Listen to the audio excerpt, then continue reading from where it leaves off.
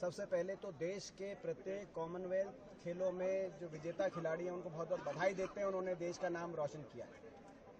हमें गर्व है प्रत्येक कॉमनवेल्थ विजेता पर। साथ ही दोबारा से जो हम बात कहते आए हैं वो साबित हो गई। 13 गोल्ड मेडल में से 7 गोल्ड मेडल अकेले हरियाणा के आए हैं।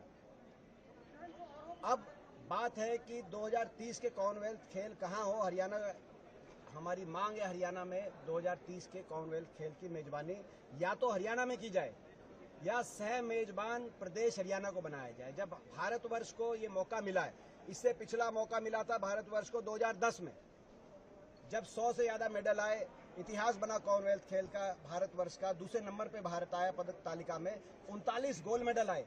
उन 39 गोल्ड मेडल में से भी 24 गोल्ड मेडल अकेले हरियाणा के खिलाड़ी लेके आए थे। तो आज क्योंकि अगर भारत माता की झोली कोई भर रहा है तो हरियाणा खिलाड़ी भर रहे हैं। न्याय हरियाणा वालों के साथ होना चाहिए और वो भरते रहें जी, आगे भी और आगे भी भरते रहें।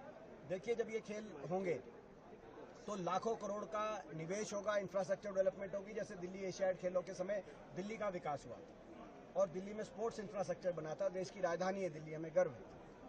अब लाखों करोड़ का खेल का इंफ्रास्ट्रक्चर में अगर निवेश हो तो वो हरियाणा में हो, ताकि आगे भारत माता की झोली ऐसे ही हमारे खिलाड़ी भरते रहे और देश का तिरंगा ऊंचा रहे।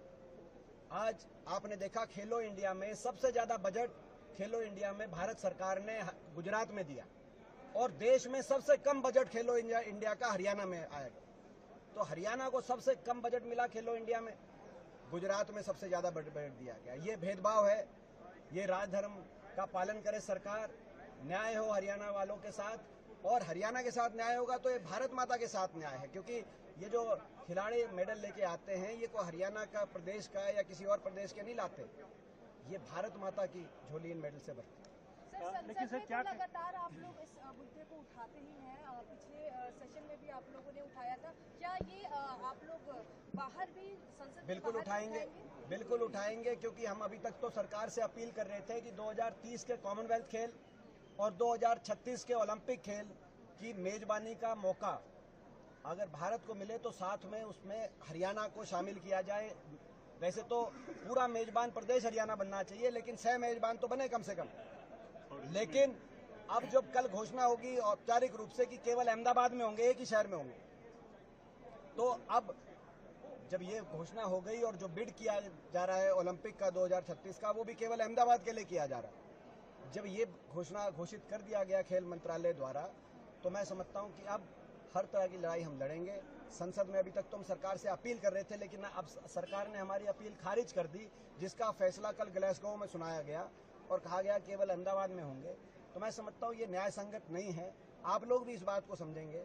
13 में से 7 गोल्ड मेडल इस खेलों में भी हरियाणा खिलाड़ी लेके आए, और इससे पहले भी चाहे ओलंपिक खेल हो, एशियाई खेल हो, कॉमनवेल्थ खेल हो, कोई भी अगर प्रतियोगिता होती है अंतर्राष्ट्रीय स्तर पे, 50% से ज्यादा मेडल हरियाणा खिलाड़ी भारत माता की झोली के लिए लेके आते हैं, भरने का काम करते हैं। लेकिन हरियाणा की पूरी उपेक्षा, खेलो इंडिया में सबसे कम बजट हरियाणा में, सबसे ज्यादा बजट गुजरात में। और अब अगर इतनी बड़ी प्रतियोगिता का मेजबानी का अवसर भारत देश को मिला है तो वो भी केवल एक अहमदाबाद में और गुजरात में, और हरियाणा में का कोई उसमें हिस्सेदारी नहीं। अगर इंफ्रास्ट्रक्चर बने, आपको मैं बताऊं, अकेले भिवानी से 6 गोल्ड मेडल आए बॉक्सिंग में, बॉक्सिंग भिवानी में करी जाए, वहां इंफ्रास्ट्रक्चर बने। आप अहमदाबाद में बॉक्सिंग का इंफ्रास्ट्रक्चर बनाएंगे। कुश्ती, इस खेलों में दुर्भाग्य से कुश्ती को शामिल ही नहीं किया गया था, जो हमारे देश का परंपरागत एक खेल है, लेकिन भारत सरकार ने कोई आपत्ति भी दर्ज नहीं करी। लेकिन कुश्ती अगर हो तो सोनीपत में हो, रोहतक में हो। शूटिंग हमारा एक खेल है, फरीदाबाद के अंदर हमारे इतने मेडल आते हैं शूटिंग के हो। हरियाणा के हर शहर में, हर जिले में अलग अलग खेलों की परंपरा है, और उसको आगे बढ़ाने का अगर कार्य करेगी सरकार तो देश हित में है। ये न्याय संगत हमारी मांग है और इस मांग को लेकर हम इसी तरह से आगे बढ़ेंगे।